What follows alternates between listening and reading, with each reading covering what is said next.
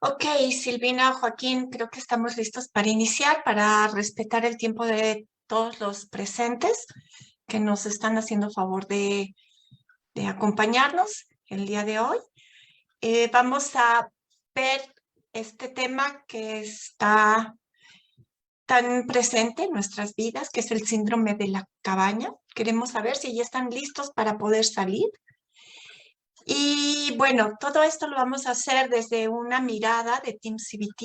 Team CBT es el modelo de terapia cognitivo-conductual que fue creada por el doctor David Burns, ¿sí? Este tipo de terapia, aparte de las bondades que ya tiene la terapia cognitivo-conductual, tiene un marco teórico que le enriquece muchísimo, que es la parte de TEAM, que es T-E-A-M, T de testing, E de empatía, A de establecer una agenda, que es una agenda paradójica. En este modelo, nosotros no tratamos de convencer al paciente de que genere un cambio, sino todo lo contrario, esperamos que el paciente nos convenza a nosotros que quiere cambiar. Y bueno, la M es de métodos. Nosotros ofrecemos una certificación en terapia cognitiva CBT, en donde en esta certificación pueden aprender 50 métodos que son muy eficaces para tratar pacientes con ansiedad, depresión, hábitos, adicciones y relaciones. Entonces, bueno, vamos a comenzar. Y yo soy Victoria Chicurel y soy psicóloga clínica, tengo una maestría en psicoterapia individual y de pareja y soy entrenadora por el Feeling Good Institute de nivel 4. Y le dejo el micrófono aquí a mi compañera Silvina Bucci para que se pueda presentar y podamos iniciar. Hola, gracias por acompañarnos. Yo soy Silvina Bucci, soy terapeuta Team CBT nivel 3 y estoy encantada de estar hoy con ustedes y poder contarles un poco sobre el síndrome de la cabaña. Así que empezamos. ¿Qué es el síndrome de la cabaña? El síndrome de la cabaña es un fenómeno que está relacionado con el miedo a salir a la calle tras un largo periodo en el que no se ha tenido contacto con el exterior. Para muchas personas el confinamiento en casa bajo cuarentena comenzó como una enorme pesadilla. Incluso muchas personas pueden haber experimentado intensos niveles de ansiedad esos primeros días y semanas. Curiosamente, esas mismas personas pueden estar hoy desarrollando el síndrome de la cabaña, pero ahora con el sentido de salir de nuestras casas, ¿no? De retomar nuestras vidas. Y este síndrome se manifiesta más con frecuencia en personas que viven solas, pero hay que tener en cuenta también la personalidad, el temperamento, que son factores importantes cuando hablamos del síndrome de la cabaña, porque esto va a determinar la rapidez con la que se desarrolla este síndrome en las personas, ¿no? Una persona que es extrovertida y está acostumbrada a estar mucho fuera de la casa, probablemente sintió los síntomas inmediatamente, ¿no? Y la verdad es que se hicieron varios estudios y todos tienen atenuantes muy importantes que tienen que ver con el lugar donde viven, cuántos integrantes hay en la familia, el espacio en el que habitan, si hay o no niños pequeños. Y uno de estos estudios que se hizo, en el que participaron 235 personas, tuvo como resultado que el 29% de los hombres de estas 235 personas sintió el síndrome de la cabaña y el 71% de mujeres. 29% de hombres, 71% de mujeres tuvieron síntomas del síndrome de la cabaña. Entonces, vemos que es bastante más propenso en mujeres que en hombres. Así es, entonces, bueno, vamos a hablar que hay un miedo a contactar con otras personas fuera de las paredes de nuestra casa. Hay un temor a realizar actividades que antes eran cotidianas, como por ejemplo trabajar fuera de casa, usar medios de transporte público o relacionarnos con otras personas, etcétera. Los miedos, cada quien puede tener diferentes miedos y pueden ser infinitos, ¿no? Realmente el habernos resguardado y estar en un lugar que consideramos seguro, en un lugar en donde pensamos que ahí nada nos va a suceder, esto nos es muy difícil para después poder salir a la vida cotidiana. Y esto puede pasar por esto que pasó, que es una gran pandemia, pero hay otros motivos y otras razones también en la vida cotidiana que nos pueden llevar a tener un confinamiento y a estar adentro de una cabaña emocional, por ejemplo, ¿no? Es importante remarcar que no se trata de un trastorno psicológico, pero por lo que tanto no hay una definición oficial sobre ello, que más bien hablamos de una consecuencia natural al hecho de pasar tanto tiempo confinado. Y yo pensaría también que no nada más es que estamos confinados, sino que estamos resguardados del miedo de salir y ser contaminados y de perder la vida, ¿no? Entonces, ¿qué sentimos? Un miedo que nos paraliza, que nos deja guardados y que nos deja quietos y nos impide muchas veces seguir con nuestra vida cotidiana y que nos secuestra de las posibilidades de la vida allá afuera, porque se vuelve un miedo irracional, ¿no, Silvina? Exactamente. Y se piensa que este síndrome viene derivado de lo que se conoce también como fiebre de la cabaña, en inglés cabin fever. La exposición extrema de permanecer encerrados en un espacio puede provocar que muchas personas experimenten síntomas que los lleven a buscar ayuda profesional. La verdad, no se sabe mucho sobre el síndrome de la cabaña porque es algo que pasa en los países nórdicos, ¿no? Que una vez al año, cuando viene la época de mucho frío, de frío extremo, tienen que encerrarse en sus casas por determinada cantidad de días hasta que pasen estas tormentas de frío, estos vientos fuertes. El origen del término se refería inicialmente a alguien que estaba aislado en un área remota, en lugares de nieve, en una cabaña, ¿no? Y especialmente durante el invierno, cuando era necesario que se queden adentro, ¿no? Pero otra versión hablaba de que una versión que era a principios del siglo XIX, que era cuando las personas se veían obligadas a confinarse en sus casas porque estaba en ese momento la fiebre tifoidea. Entonces, el origen viene de estos dos lugares, son las dos versiones, pero el hecho es que se refiere a cuando nos vemos obligados a encerrarnos, que no es una autocuarentena, ¿no? Que es, nos vemos obligados y tenemos que permanecer encerrados por cierta cantidad de tiempo con todos los atenuantes que podamos tener en cada caso. Hey, lo interesante, Silvina, es que esto de la síndrome de la cabaña se ha dado en diferentes momentos de la vida, ¿no? De la historia, por diferentes motivos.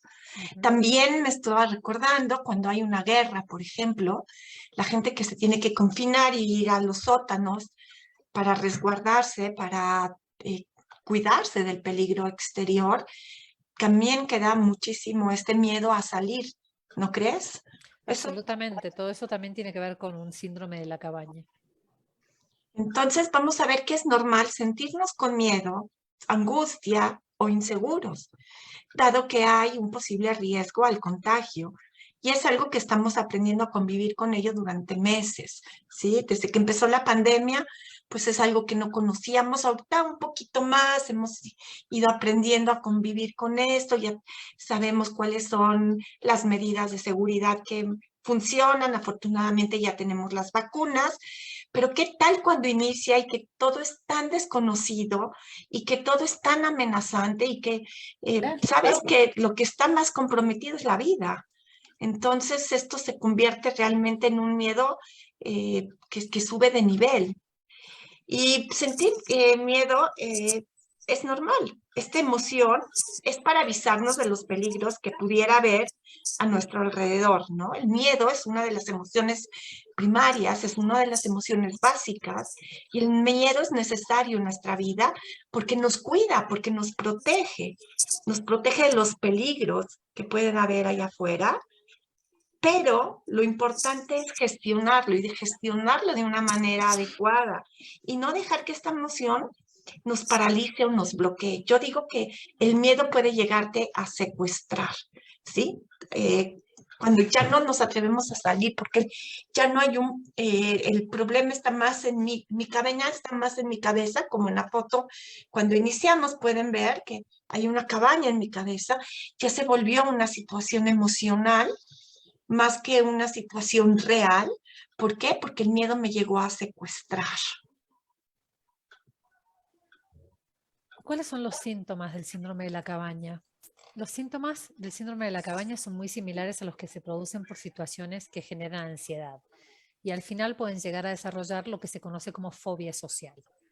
Algunos de estos síntomas son sensación de nerviosismo permanente o angustia, palpitaciones, aumento del ritmo cardíaco, sudoración, pensamientos intrusivos, es decir, son involuntarios, desagradables y obsesivos, insomnio producido por la preocupación de tener que salir, miedo absolutamente profundo y marcado, y como ven involucra varias emociones negativas como angustia, aburrimiento, desesperanza también, ¿no? Un poco, e inquietud. Y esto tiene todo que ver con la irritabilidad que sentimos cuando tenemos que vivir durante mucho tiempo en espacios cerrados, ¿no? Sin permiso de salir. Entonces esta constelación de síntomas diferentes, lógicamente, se exacerban cuando estábamos, como hace unos meses, mirando al futuro de una manera en la que teníamos mucha incertidumbre, ¿no? Sin una fecha posible y probable como eh, para saber cuándo era el fin de la pandemia. Entonces las personas que tienen problemas de salud mental, como ansiedad y depresión, lo pasaron muy mal porque también tenían probabilidades de experimentarlo mucho más fuerte y tenían que encontrar que en su ansiedad y su depresión empeoraba y no tenían, incluso tenían dificultad en alguna etapa de la pandemia para acceder a sus terapias y sus tratamientos que necesitaban para controlar esa condición. Entonces, la verdad es que los síntomas iban en aumento y eran una variedad, como digo, una constelación de síntomas que podían ser muy diferentes unos de otros, pero terminaban exacerbándose dependiendo de las circunstancias de cada uno. Entonces, gracias al instinto de supervivencia, nos podemos adaptar a vivir y convivir confinados, ¿sí? Aquí vemos que lo importante, la salud mental es cuando podemos adaptarnos a nuestra vida, lo que tenemos realmente, y con lo que tenemos hacer lo mejor que se pueda, ¿no? Entonces, alguien que se puede adaptar es alguien que tiene salud mental, diría yo. ¿Y quién experimenta el síndrome de la cabaña, por ejemplo? Pues puede experimentar, por un lado, eh, o sea, ¿qué experimenta? ¿No? ¿Quién y cómo? Se puede experimentar, por un lado, confort, seguridad y tranquilidad en las actividades en casa, pero a la vez que también sentir ansiedad, evitación e irritabilidad por el mero hecho de pensar en salir a la calle o retomar la vida que tenía antes del confinamiento. Hay muchos niños que están viviendo esto, que por ejemplo ir a la escuela, están en la escuela y ya quieren regresar, quieren ver a sus papás. Y niños que no son tan chiquititos del kinder, niños de primaria, les da mucha ansiedad de separación, el haber estado tanto tiempo bajo esta protección, bajo esta burbuja y salir de ella, es difícil volver a reintegrarse, ¿no?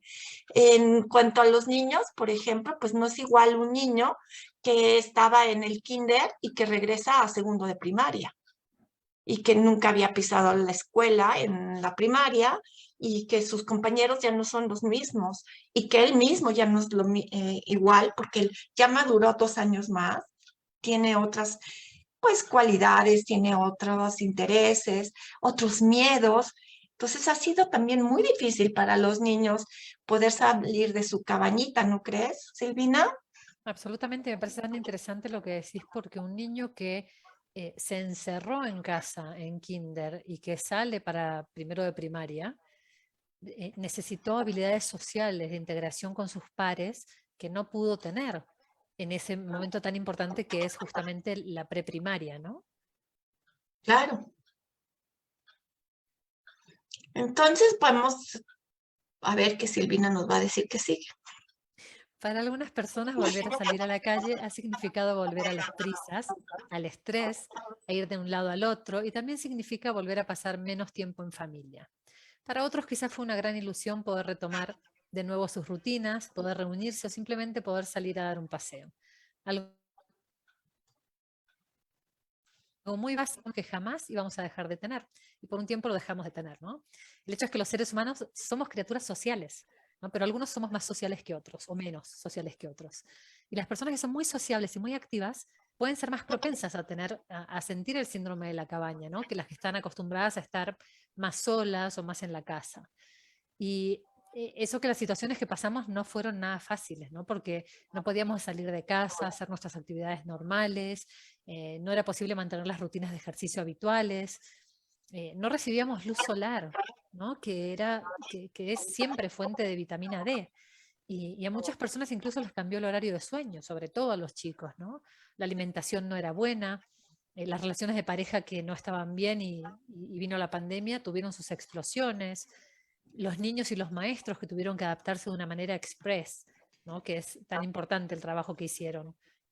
Pero así todo, alguien que es más introvertido por naturaleza probablemente puede costarle más, de todas maneras, reanudar el hábito de salir a la calle. Aunque haya sufrido todas esas privaciones y esas dificultades, puede ser que ahora le cueste un poquito más, ¿no? Volver a practicar sus habilidades sociales, como estábamos hablando. Y sí, ahorita que estabas diciendo todo esto, les comparto que el domingo estaba platicando con un amigo y cómo había pasado todo esto, qué tanto se sigue cuidando, cuál es su manera de cuidarse. Y bueno, lo gracioso es que me dice que ahora para él ir al súper es la gran cosa, ¿no? Entonces sí, nunca sabemos lo que tenemos hasta que no lo perdemos. Y es verdad, el súper hoy en día para muchos se volvió un lugar maravilloso en donde puedes ir, puedes ver, puedes tocar, puedes socializar, etcétera, etcétera. ¿Cómo vamos a poder entonces afrontar la vuelta a la nueva normalidad?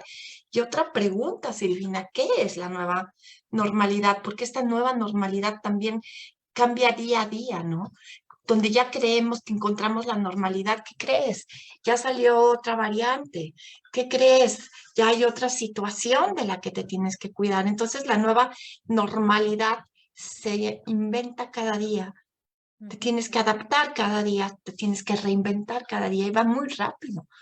Entonces, si algo podemos prever es que nuestra vida pues no va a ser la misma que antes de la llegada del COVID-19 al mundo. Y creo que esto es algo que todos estaremos de acuerdo, ¿sí? ¿Qué tanto y en qué áreas de nuestra vida quizá cada quien tenga discrepancias, pero que la vida no va a ser igual que antes de la llegada del COVID-19 es, creo yo, que algo que todos estamos de acuerdo. Entonces, muchas son las prevenciones que tenemos que poner en marcha antes, durante y después de salir. Aunque este puede convertirse en algo tedioso, que unido al temor que podamos sentir, que es el síndrome de la cabaña, y que nos lleva a pensar que la mejor idea es no salir de casa. Todos sabemos que no podemos seguir encerrados para siempre. Una de las experiencias que yo he tenido, Silvine, que me gustaría compartir es cuando abrieron la frontera con Canadá, que estuvo cerrada casi 2 años. Yo tengo a mi hija viviendo ahí y a mis nietas, entonces para mí pues 2 años casi que no las vi, fue bastante difícil. Sin embargo, cuando ya abrieron, es como uf, se destapó y todos los mexicanos que tenemos hijos en Canadá queríamos salir corriendo para allá, pero cuando te dicen, ah, sí, sí puedes venir, pero te tienes que hacer una PCR y esa PCR solo dura 72 horas y tienes que llenarnos este cuestionario que se llama RightCan, que digo, tiene su gracia, sobre todo para las personas que no somos unos expertos en lo que es la tecnología, en fin, se van poniendo piedras en el camino y llega un momento en que dices, sí quiero ir, pero ¿no sería mejor quedarme en casa? Mejor no me atrevo. Hay que ir brincando muchos más obstáculos que antes no teníamos, ¿no? Y hay que ir siendo más valientes y hay que tomar más riesgos. Así es. Entonces, ¿qué sigue, Silvina? Vas a- Te falta terminar de leer, muchas son las prevenciones. Perdón, sí, me quedé tan clavada en lo de Canadá. Muchas son las prevenciones que tenemos que poner en marcha antes, durante... No, ya lo había leído, Silvina. ¿Sí? Sí, ya está terminado este párrafo. Seguimos adelante. Entonces, ¿cómo puede ser este volver un poco más llevadero? En primer lugar, es importante que normalices cómo te sientes. Sentir miedo es una emoción normal, acorde a lo que estamos viviendo, y además cada persona tiene un ritmo de adaptación diferente. Ante el miedo a salir a la calle, es importante ir realizando exposiciones de manera gradual. Empezar por paseos cortos, ir poco a poco e ir aumentando el tiempo de los mismos. Un punto importante es no excusar el no salir con la idea de no es necesario salir, tenemos que ser responsables. Hablar con alguien cercano acerca de cómo te estés sintiendo también con esta situación puede ser muy liberador. Y a veces pensamos que somos los únicos que nos sentimos de una manera o de otra, ¿no? Y lo que nos pasa es que no es así. Entonces, tratar de comentar, de hablar del tema sin atormentar a los demás, ¿no? Pero compartir nuestras emociones de una manera no dramática, por decirlo de alguna manera, puede ser de mucha ayuda para nosotros y para el otro. Entonces, a menos que sepas que estuviste expuesto o que realmente estás contagiado, empezar a salir tomando las precauciones necesarias, como decía Vicky, es incluso, yo te diría que necesario, ¿no, Vicky? Seguro que es necesario, pero a veces sí, como dices, cuesta mucho trabajo, ¿no? Y entonces nos debatimos entre lo hago o no lo hago, voy o no voy, me atrevo o no me atrevo. Entonces es importante no intentar controlar aquello que no podemos, ¿sí? Siempre mejor hay que enfocarnos en controlar lo que sí puedo controlar. Y si puedo controlar, por ejemplo, el lavarme las manos, puedo controlar el guardar mi distancia de las demás personas, ponerme un cubrebocas, eso sí lo puedo controlar. Pero las cosas que no puedo controlar y me enfoco en ellas, va a ser que me generen un gran frustración, sufrimiento, desgaste. En esta situación, pocas cosas dependen de nosotros. Lo que sí podemos controlar es tomar las medidas de cuidado propuestas por sanidad. Eso es lo que podemos controlar. Eso está en nuestras manos y cada quien elige. Por supuesto, nos encontramos en una situación complicada, pero es importante que no realicemos juicios de valor catastrófico mayores a la realidad. También es muy importante cuando estamos en una situación tan complicada, ubicarnos y llevar la situación a la realidad, a la dimensión real. ¿Por qué? Si dejamos nuestro pensamiento catastrófico del futuro, que todo va a salir mal, pues algo que puede ser no tan grande lo podemos convertir en toda una tragedia, ¿no? Sin solución. Es importante establecer una nueva rutina con objetivos que sean realistas. Cuando nos ponemos objetivos no realistas, lo único que también generamos es tener frustración, es generar pensamientos de no puedo, soy un fracasado, soy defectuoso. Entonces, cada vez que queremos poner objetivos para cualquier área de nuestra vida, cuidar que sean viables, que se puedan cumplir. Como dice el doctor Burns, pequeños pasos, grandes hazañas. Y bueno, también hay que retomar nuestras rutinas anteriores, pero poco a poco. Y establecer y mantener una rutina acorde y basada en metas cumplibles, como decía Vicky. Permitir flexibilidad con el proceso individual. Estamos viviendo una nueva adaptación. Primero fue aprender a quedarnos en casa y ahora es aprender a salir siguiendo las nuevas normas. Y este proceso es diferente para cada persona, por eso es importante tener respeto por cada uno, ¿no? Porque mis tiempos y mis procesos no son iguales que los de los demás. Evitar exponerse ante situaciones de riesgo. Se debe ser funcional, sin embargo, si percibes que tu miedo está siendo un límite para realizar actividades cotidianas o crees que estás desarrollando actitudes obsesivas como la limpieza compulsiva, lo mejor es consultar a un especialista. Esto es lo que sí podemos controlar, ¿no? Y hay personas que vieron la cuarentena como una forma de, por fin encontré tiempo para ordenar estos papeles, para ordenar el closet, para limpiar mi casa. Y esas personas tardaron más en alcanzar la fiebre de este cabin fever, ¿no? Y lo mismo pasa al revés. Si yo no soy muy social, me va a costar volver a integrarme a actividades que requerían habilidades sociales, ¿no? Entonces probablemente tarde más en bajar mi fiebre para poder salir de la cabaña más a gusto. Si podemos llegar a un lugar de aceptación, ¿no? De que no tiene que gustarnos lo que está pasando, pero está pasando. Y encontrar las cosas que sí están bajo nuestro control, como la que estamos hablando, nos va a dar fuerza para seguir adelante hasta que esto pase, que por supuesto, como todo, también pasará. Es correcto. Y ahorita que estabas hablando, me viene a la mente que qué difícil se ha dado esto en familias, porque cada quien tiene un timing diferente. Entonces, hay gente que está listo para salir y ya no quiere hacer ciertas rutinas de cuidados, y el cónyuge, el hijo, puede ser que no. Entonces, también esto ha traído muchas dificultades entre los miembros de las familias que han tenido que cohabitar en un mismo espacio, que hace mucho no lo hacían, por ejemplo, y que hay criterios muy diferentes entre los unos y los otros. Y bueno, yo he escuchado casos de muchísimo sufrimiento por el temor de que si mi hijo sale y se fue a la fiesta y me va a contagiar, y entonces se convierte en una guerra campal dentro de las casas. Eso ha sido muy, muy lamentable. Entonces es mejor evitar los miedos tóxicos y la sobreexposición a noticias, así como tener una red de apoyo. Y sobre todo estar atento al tipo de pensamientos que estamos teniendo, pues revisando las posibles distorsiones que estos pensamientos puedan tener. Todos sabemos que depende, lo que pensamos es cómo nos vamos a sentir, y depende cómo nos sentimos es cómo vamos a actuar. Entonces, una de las formas que nos ayuda a salir de cualquier evento que sea difícil en nuestra vida es revisando qué nos estamos diciendo a nosotros mismos del evento y no el evento per se.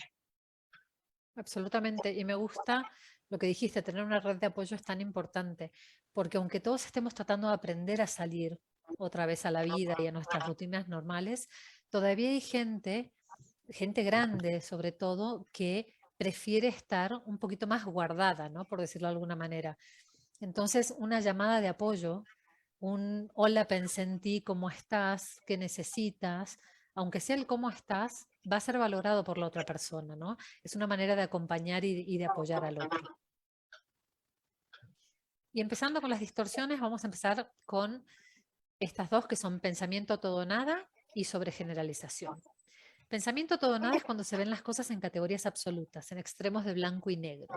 Por ejemplo, si yo me digo, si salgo, me pongo mucho en riesgo porque todo está contaminado, ¿no? Entonces estoy pensando que no hay absolutamente nada que no esté contaminado. Como si yo saliera y ya porque respiré me puedo contagiar. La sobregeneralización es otra distorsión y es cuando se interpreta un acontecimiento negativo como un patrón perpetuo de fracaso o como algo perpetuo, ¿no? Entonces, si salgo, nunca estaré tranquilo y pensaré que estoy contagiado. Es como que ahora se me fue la tranquilidad y siempre voy a vivir pensando que estoy contagiado. Entonces, estoy sobregeneralizando algo que sentí en un momento como si siempre me voy a sentir de la misma manera. Ok, entonces vamos a ver qué otra de las distorsiones es el filtro mental. Entonces, se va a poner énfasis en todo lo negativo y no se presta atención en lo positivo. Entonces, si salgo, no estoy siendo responsable. Y es todo lo que me digo a mí mismo, no soy responsable si salgo.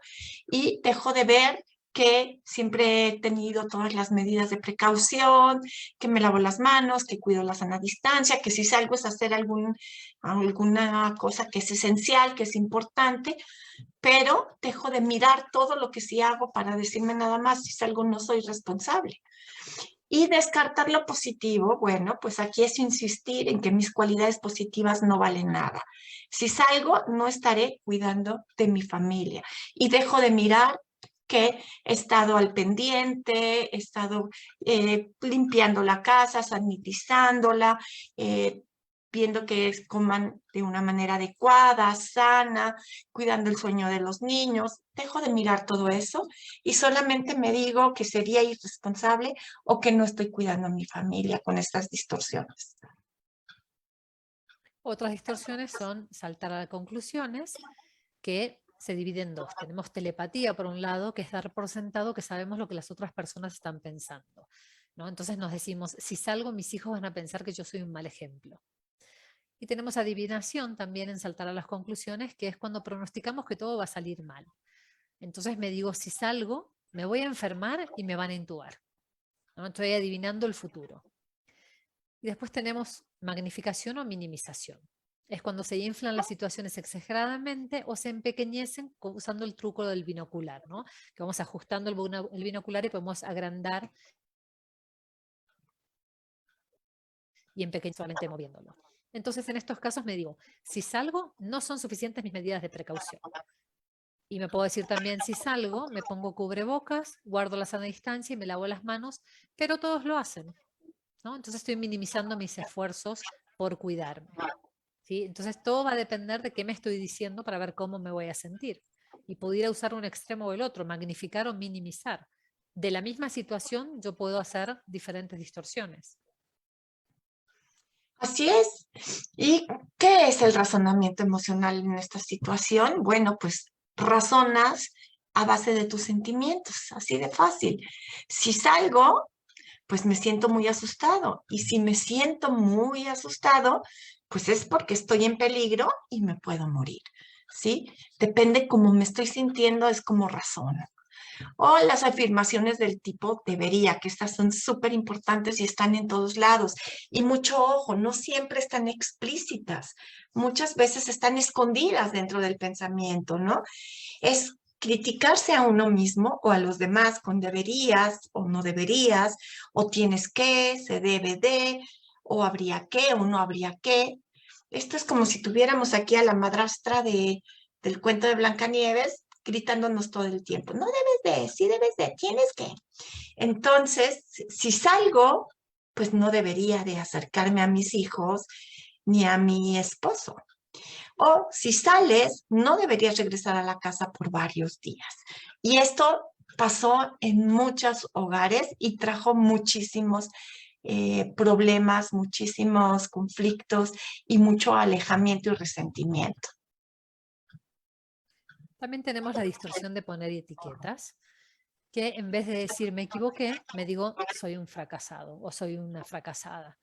Esta es una forma extrema de sobregeneralización, porque estoy haciendo que algo que hice, algo en lo que fracasé, me define, ¿no? Completamente a todo mi ser. Y ahí me digo, si sales, eres un mal padre, ¿no? Como si eso me define completamente.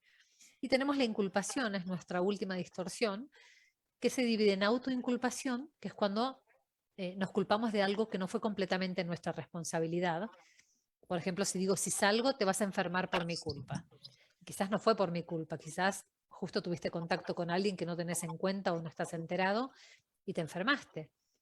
Y la inculpación a los demás. Echas toda la culpa a los demás y no tomas en cuenta tus propias implicaciones en el problema, tu propia responsabilidad.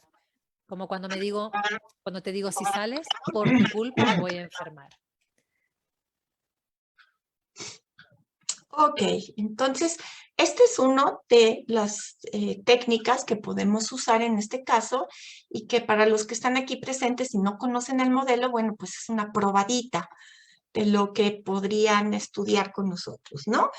Se llaman momentos de preocupación. Aquí, en vez de combinar, perdón, en vez de combatir tus pensamientos negativos, vamos a dejarnos llevar por la corriente y preocupándonos por un rato, dedicándole uno o varios momentos al día a sentirte preocupado, deprimido o culpable.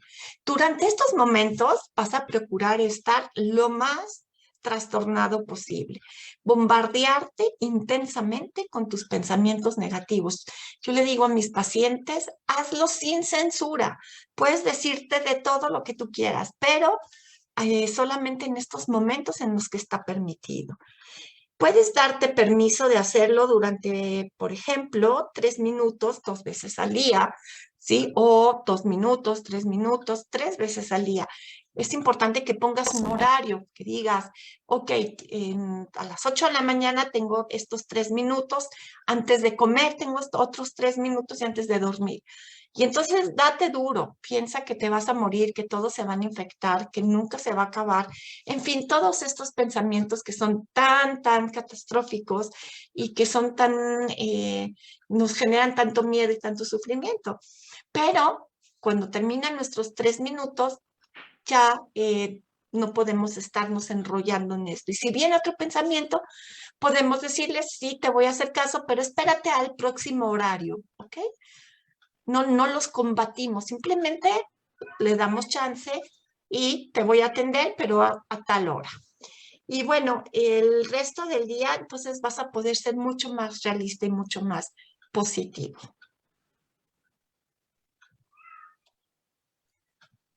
Tenemos que examinar la evidencia, que es otra técnica, y que es probar la validez de nuestro pensamiento negativo. Si estás en la corte acusando a alguien, no basta con decir, ella es una mala madre. Tendrás que mostrar pruebas que entonces se trata de buscar la información que te lleve a ver lo absurdo de tu pensamiento negativo y que exhiba la mentira en él. Lo que podemos hacer es, por ejemplo, poner en una hoja nuestro pensamiento negativo arriba y dividir la hoja en dos. De un lado podemos escribir evidencia de que este pensamiento puede ser cierto. Y del otro lado de la hoja podemos poner evidencia de que este pensamiento negativo no puede ser cierto, ¿no? Entonces vamos a hacer un ejercicio de examinar la evidencia, así vamos a ver en realidad en qué me estoy basando, ¿no? Si yo fuera el juez, ¿gano ese juicio? ¿Con qué respaldo mi acusación? Este pensamiento, ¿con qué se respalda? ¿Con qué hechos? ¿Con qué evidencia? Ok, y ahora vámonos a la exageración paradójica, que eso a mí me gusta mucho porque me gusta la diversión, me gusta reír, me gusta el humor, y entonces esta me encanta. Aquí, en vez de rechazar y de defenderte de los pensamientos negativos, puedes aceptarlos y además exagerarlos, ¿no? Paradójicamente, los mensajes absurdos de este tipo sirven a veces para aportar objetividad y alivio. Lo primero que se le pide a alguien que trabaja con la exageración paradójica es que detenga su deseo de controlar o cambiar sus síntomas. Al contrario, que los deje aparecer libremente y de ser posible que los exagere. Entonces, por ejemplo, alguien que te dice, voy a salir. Si salgo, me voy a contagiar. Entonces, le podemos decir, dilo aún peor, ¿no? Eh, bueno, si salgo, me voy a contagiar y me voy a tener que ir al hospital. Ok, dímelo aún un poquito, dímelo peor, de una peor manera, más exagerado. Ok, voy a salir, me voy a enfermar, voy a ir al hospital y voy a estar intubado. Y así siempre le vas a pedir que te lo vaya diciendo cada vez peor, hasta que acaba riéndose. ¿Por qué? Porque llega a tal grado la exageración que bueno, llevamos al paciente a ver lo ridículo del pensamiento y acaba en una carcajada todo esto, ¿no? Tenemos la técnica de sondeo o encuesta. Es averiguar por medio de una encuesta a otros si tus pensamientos son realistas. Por ejemplo, llama a 10 personas a las cuales les tengas confianza y que sepas que han salido y pregúntales a dónde han ido, si se han contagiado y qué medidas de precaución han tomado, ¿no? Entonces lo que hacemos es ver si realmente es verdad que uno cuando asoma la nariz de la puerta de la casa se contagia. ¿Cuánta gente que yo conozco salió y no se contagió? ¿No? Y ver qué medidas de precaución tomaron, que son las que yo puedo tomar también cuando salgo de mi casa para salir más tranquilo. Excelente. Y ahora vamos a ver la exposición gradual. Sí, siempre que tenemos miedo, siempre que tenemos ansiedad, una forma que tenemos que hacer inevitablemente es la exposición. Entonces, en este caso vamos a hablar de la exposición gradual. Entonces, cuando aplicas este tipo de exposición, te vas a exponer a la cosa que temes en pasos pequeños, para que la exposición pues no resulte tan terrorífica. Por el contrario, cuando aplicas la inundación, te expones de una vez a lo que temes y te rindes a los sentimientos de ansiedad hasta que estos desaparezcan. Entonces, en la inundación, si yo tengo mucho miedo, pues hoy digo, hoy voy a salir y me voy a ir hasta el Zócalo y me voy a parar en medio Zócalo.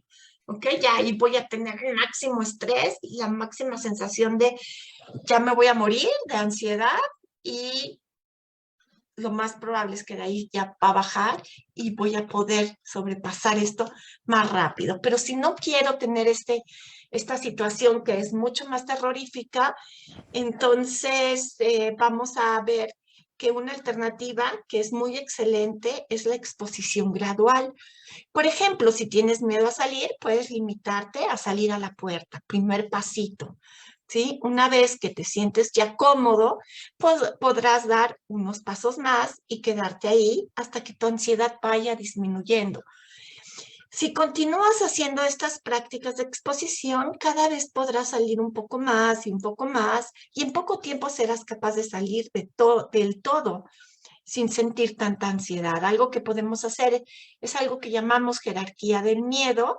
Pueden tomar una hoja de papel y pueden ir apuntando del 1 al 10 los pasos que tienen que dar para lograr enfrentar esto que tanto miedo les da. Y 1 es lo más bajo de miedo y 10 lo más alto. Y entonces ir siguiendo esta lista y hasta que lleguemos al 10, que esto nos va a llevar a enfrentarlo y poder combatirlo. Nuestra última técnica de hoy es la distracción. La técnica de distracción es una excelente manera de aliviar los síntomas en situaciones de ansiedad. Por ejemplo, si sientes pánico cuando sales, te puedes concentrar en las compras que vas a hacer en vez de pensar continuamente en tu miedo al riesgo de haber salido. De la misma manera que si yo estoy en un avión y me da pánico volar, puedo distraerme haciendo un crucigrama o conversando con mi compañero de asiento, ¿no? Entonces lo que hago es distraerme de la situación que me está poniendo nerviosa. Ok, pues bueno, hemos llegado al final de nuestro webinar, ¿sí? Si estás interesado en certificarte como terapeuta Team CBT y quieres recibir informes sobre la próxima certificación, por favor comunícate a nuestro teléfono, que es el que está aquí en pantalla, y aquí está nuestro correo también. La próxima certificación inicia la próxima semana, de hecho, el próximo Sí, jueves. 10 de febrero. Jueves 10 de febrero, ¿verdad, Joaquín? Va a ser todos los jueves de 6 a 9 p.m. y son 20 sesiones, 3 horas por sesión, son 60 horas para poder llevar a cabo esta certificación. Como les habíamos comentado, pueden hacer nivel 1 y nivel 2 con esta certificación, es decir, conocer todo el modelo, aprender las 50 técnicas que son básicas para el modelo de Team CBT, y después, bueno, pues pueden continuar haciendo prácticas individuales para llegar a nivel 3. Entonces, por ahora, esto ha sido todo y nos vamos, Joaquín, A las por preguntas. favor, a las preguntas. Sí, Exacto. entonces, tanto en redes sociales como en este chat nos pueden hacer llegar sus preguntas. Yo creo que si nos vamos por orden, hay algunas que están ya en este chat. La primera es, la adivinación pareciera que es idea catastrófica. ¿Es así? Que si Es la así adivinación es idea catastrófica. porque generalmente cuando queremos adivinar el futuro lo adivinamos negativamente. Tenemos 50% de chance de que las cosas vayan bien y 50% de chance de que vayan mal, pero nos imaginamos siempre que va a ser para mal, ¿no? Y eso hace que el pensamiento negativo tenga esta distorsión de catastrofización, ¿sí? Que es justamente lo que nosotros llamamos en TEAM adivinación. Gracias. Correcto. La siguiente pregunta es, bueno, no sé si es pregunta, igual ya a lo mejor Alex, ¿quieres hacer tu pregunta? Dice, desensibilización sistemática de Joseph Wolf. Sí, sí, es el proceso de desensibilización sistemática, es justamente cuando hacemos la jerarquía del miedo y hacemos la exposición gradual. Eso Joseph Wolf lo llama desensibilización sistemática. Okay. Otro comentario. Carlos dice, ¿nos van a mandar el material para el próximo curso antes de la clase? O sea, o sea, el material de la certificación lo vamos... ¿Tú entiendes la pregunta, Silvina? Sí, para quienes van a empezar el curso y ya están inscritos, los materiales que usaremos en la primera clase sí se les van a mandar por mail o en el medio de comunicación que tengan en este momento con Joaquín. Ok, perfecto. Por aquí hay otra pregunta. Si yo soy la persona optimista, pero mi marido es la persona negativa en el hogar, ¿qué se puede hacer? Ok, este es muy simpático, ¿no? Porque lo que se puede hacer es muy fácil, es revisar tu estilo de comunicación, aprender los 5 secretos de comunicación efectiva y ver cuál es realmente tu rol en esta relación y cuál es tu participación para que suceda esto de lo que te estás quejando. Y asumir la responsabilidad para generar el cambio. No puedes hacer que el otro cambie, pero puedes cambiar tú y puedes generar un ambiente de armonía, un ambiente que invite a hacer un cambio también para la otra persona. Muy bien, muchas gracias. Déjenme ver si hay alguna otra pregunta. No, me parece que no, ya no hay ninguna otra pregunta. Pues entonces agradecerles, Victoria, Silvina, por darnos este espacio para hablar de un tema necesario, ¿no? Hoy día sí se ha hablado mucho de pandemia, pero se ha hablado muy poco de salud mental en pandemia. Y con algunas alumnas, la clase pasada o antepasada, hablábamos de cómo se han suicidado más niños de los que se han infectado en México, y lo poco que se habla de lo importante que es estar en buena situación de salud mental. Entonces les agradezco mucho que hayan dedicado este tiempo. A todos nuestros asistentes, exalumnos, alumnos y futuros alumnos, pues les agradecemos mucho por el tiempo, por estar aquí. Y bueno, también va a estar esta grabación en nuestra página. Entonces, si alguien quiere revivir este webinar, pueden acceder a él a través de nuestra página, que es TeamCBT, en todas las redes sociales. Y bueno, pues muchísimas gracias. Gracias a todos por acompañarnos. Y nos vemos pronto. Pueden estar pendientes de todo lo que ofrece TeamCBT México y pues ha sido un placer. Buenas noches. Buenas noches.